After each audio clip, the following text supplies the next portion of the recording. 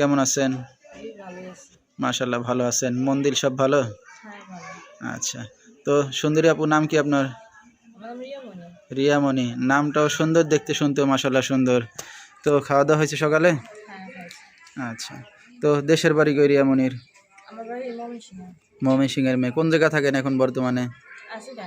ঢাকাতে আছেন। কে কে আছে ফ্যামিলিতে? ভাই কি বড় না ছোট? আচ্ছা। তো বাবা কই আপনার? একসাথে থাকেন, আলাদা থাকে? যোগাযোগ আছে আপনাদের সাথে? খরচপাতি দেয় কিছু? আচ্ছা ঠিক আছে। তো কি করতেছেন বর্তমানে?